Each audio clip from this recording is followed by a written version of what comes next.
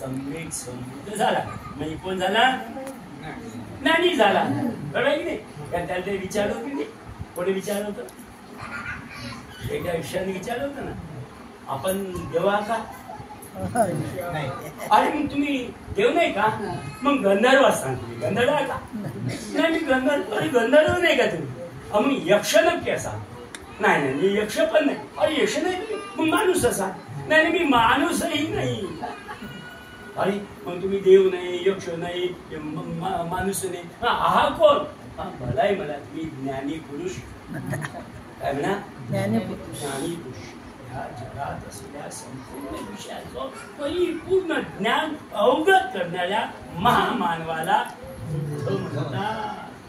जगातल्या सर्व विषयाचं ज्ञान प्राप्त करणाऱ्या महामानवाला जगातल्या सर्व विषय.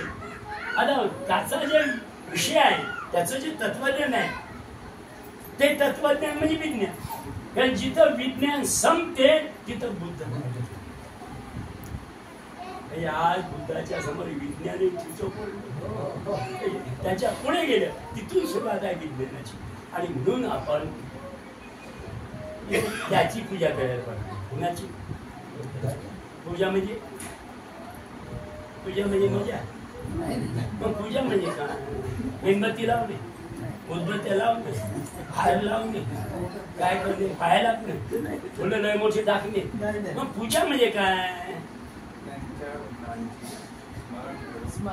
काय करणे? पूजा म्हणजे अनुकरण. अनुकरण. मग बुद्धाची पूजा करणे म्हणजे काय? बुद्धाच्या गुणाचं स्मरण करणे आणि ते स्मरण करून आपल्यामध्ये ते गुण उतरवण्याचा सम्यक संकल्प करणे. अधिष्ठान. हे जर कळत नसू तर किती ऐकली, दिवसभर होती काय पूजा, आणि 7 घंटे होते काय, आणि रातभर होती काय, आणि सप्ताहभर चालली काय, रातभर जागली आणि काही नाही सापडलं तर काय उपयोग होणार आहे आपल्याला? सापडलं पाहिजे म्हणून किती केलं. मग तुम्ही किती दिवस जगले याला महत्व नाही, तुम्ही जीवनात जगले कसे याला महत्व आहे. तसं पूजेचं महत्व लक्षात आधी घेतलं पाहिजे. तिथं पहिलं काय करायचं आहे तुम्हाला? सम्यक संकल्प केल्याशिवाय म्हणजे